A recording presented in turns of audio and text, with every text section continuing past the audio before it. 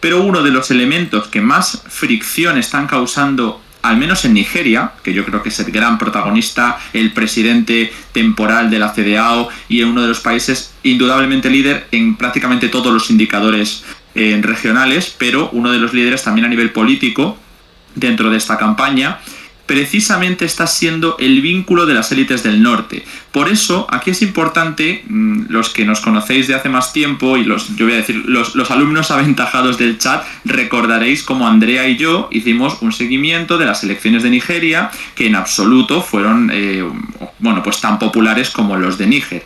Y lo que explicábamos ahí, Andrea y yo, es que había una serie de etnias que tenían un encaje muy complicado en Nigeria. Y para reducirlo un poco, para simplificarlo, os contamos tres más importantes. En este sentido, si ya hablamos de muchos países que tienen cientos de etnias, Nigeria no es menos. De hecho, es uno de los países que al tener cientos de millones de personas entre su población oficial, pues obviamente también hay muchas diferencias étnicas y nacionales dentro del país. Se oye mucho hablar de Biafra. Nosotros os explicamos mucho el conflicto de los Igbo y de otros pueblos de la zona suroriental con respecto a las élites de Abuya o de Lagos. Pero lo que quiero decir, justo lo que os explicamos para entender el balotaje que se daba entre los tickets musulmán, cristiano o que deja de ser mixto por primera vez en mucho tiempo, ¿no? El de Bola Tinubu, el nuevo presidente de Nigeria, desde este año, era que apostó por una línea de fuerza de la etnia Yoruba, que es la etnia situada en el sur occidental, es decir, la zona de Lagos. ¿Por qué es importante todo esto y qué tiene que ver con lo que ha comentado Jorge? Bueno, pues tiene que ver en que los estados del norte, que llevaban unas líneas mucho más de corriente musulmana y que tenía que llegar a algún tipo de encaje con otras élites cristianas del sur, son principalmente de etnia, como nos ha explicado Jorge, de etnia vinculada no solamente con los Fulani, que es un grupo importante dentro del Sahel, sino Hausa, que es un grupo muy, muy cercano a los Fulani. Hausa es esa lengua que, como dice Jorge, se habla tanto en Níger. ¿Por qué esta relación entre las regiones del norte de Nigeria y Níger va a tener importancia geopolítica? ¿Por qué es importante haber entendido cómo funciona Nigeria por dentro para entender lo que puede pasar en Níger? Porque precisamente la oposición a la operación militar está viniendo desde las regiones del norte. Hemos visto varios encuentros de los gobernadores de las regiones del norte, los Hausa, mucho más vinculados a las etnias nigerinas, que simplemente al sur de Nigeria, con el que a veces no comparten tanto. Y esto ha causado fricción interna en Nigeria. Creo que es muy importante tenerle, por tanto, el ojo echado a las diferencias culturales dentro de los países, y un país tan enorme y tan diverso como Nigeria. La cuestión de los Hausa y su vínculo con Níger es muy importante. Y ellos han pensado, como evidentemente yo creo que tienen razón, ¿no?, que una intervención armada puede causar una oleada de refugiados, una crisis humanitaria y problemas en los países fronterizos, que es lo mismo que ha dicho Chad, por otro lado, ahora hablaremos de eso, pero que los estados del norte de Nigeria vean una intervención en Níger como peligrosa para ellos y por sus vínculos étnicos con Níger, nos demuestra que no hay en absoluto unidad en Nigeria. Y por eso en el Senado se ha dado un rechazo a esa petición, digamos, no vinculante que se ha llevado a cabo para ver cómo se procede. Aprovechando con esto, voy a enlazar porque realmente no lo hemos comentado. Bien, es importante señalar que dentro del ECOWAS el principal promotor de una posible intervención militar en Níger ha sido el presidente de Nigeria, Bola Tinubu. Tinubu, sin embargo, que llegó al poder llegó a la presidencia de la CEDEAO el 6 de julio, si no recuerdo mal. Las elecciones fueron, si corregidme chicos, en abril. Y realmente lleva nada el poder. De hecho, no tiene el gabinete plenamente formado y demás. Está todavía en una situación muy reciente de ganar poder. Y precisamente Tinubu se ha encontrado con unos problemas enormes internos, porque su primera decisión fue suspender los subsidios a combustibles que van en el país vigentes durante décadas, lo cual ha provocado, junto con la crisis alimentaria global, que ahora mismo alimentada, entre otras cosas, por la crisis del grano del Mar Negro,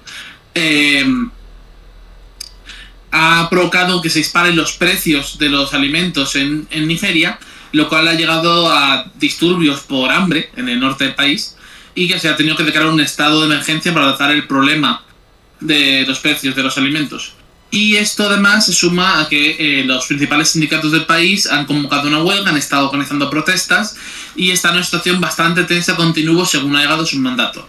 Si a esto le sumamos también que Tinubu llegó al poder en unas circunstancias, digamos, cuando menos polémicas, con unas acusaciones bastante graves y fundadas, por lo que se ha visto, de corrupción, de manipulación de voto y demás, pues encontramos que la situación del presidente nigeriano no es para nada sencilla.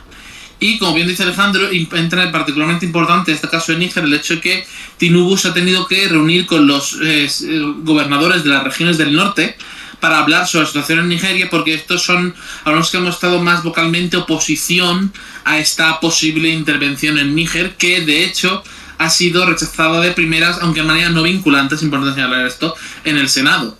Que básicamente Tinubu mandó una carta al Senado anunciando que las medidas que había tomado el ECOWAS y que se había planteado esa posibilidad de la acción militar, aunque no pidiendo permiso, es importante decir esto, el Senado no ha rechazado una petición de uso de la fuerza en Níger, simplemente hablando de lo del ECOWAS, ha mostrado su inquietud y que consideran que una opción diplomática es mucho más deseable y demás. No ha sido, por así decirlo, un rechazo pleno con vinculante legalmente hablando. Es importante añadir a esto que aunque llegase a producirse tal cosa, un rechazo vinculante, por así decirlo, por parte del Senado, la presidencia de Nigeria tiene potestades para autorizar una operación militar limitada en el extranjero durante un corto periodo de tiempo sin necesidad de pasar por la aprobación del Senado.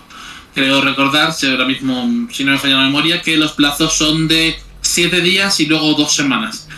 O sea, 7 días de operación y luego máximo 2 semanas de respuesta de parte del Senado para saber si aprueban que continúe en marcha o no.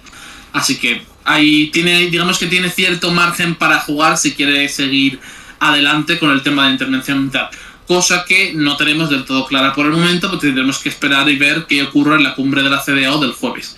Hay unas cuantas preguntas por el chat, pero antes le devuelvo la palabra a mis compañeros por si quiero añadir algo más sobre esto.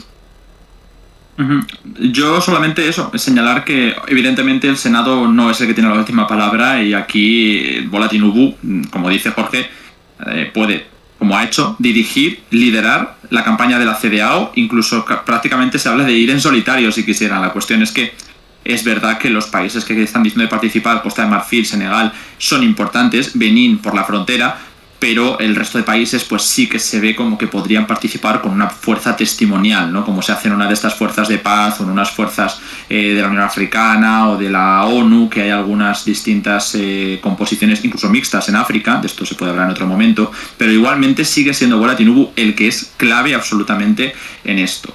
Pero creo que es muy relevante no tanto por la autorización ni por el proceder, sino por la oposición interna que se pueda encontrar. Porque si, como dice Jorge, Bola Tinubu ha sido tan polémico, ha llegado con un mandato tan poco legitimado por las urnas, después de que haya habido cuestionamiento por parte de todos los grandes líderes opositores, se haya llegado a una efervescencia popular en zonas donde no necesariamente podía haberla habido, como la zona Igbo, que ahí siempre pues, se ha visto mucho más tumulto, sino que ahora estamos hablando de que son los gobernadores del norte. Y esto es importante no solo por los vínculos que he explicado antes a nivel étnico y nacional con Níger y las reticencias, sino porque si la campaña fracasa, va a haber una oposición de rebote en muchos de los países de la CEDEAO que no han sufrido aún un golpe de Estado. Y lo quiero señalar porque Atiku Abubakar fue el segundo candidato con más votos en las elecciones de Nigeria de este año y es el perfil del norte. Es decir, la principal oposición se creía que iba a ser Peter Obi, que era Igbo. Sin embargo, no fue así. A pesar de que, bueno, se habla mucho de fraude o de lo que queramos. Ya eso es otro tema. Pero la oposición es el norte. Y es justo un perfil muy vinculado con estas etnias que he explicado, ¿no? Los Hausa. Así que creo que es muy importante tener en cuenta, no por la autorización, que Tinubu si quiere la va a hacer o no, sino por la oposición que se pueda encontrar, que va a ser clave. Igual que ahora nos sorprendemos mucho de que existe Níger, puede que igual en unos meses nos estemos preguntando qué pasa en Nigeria.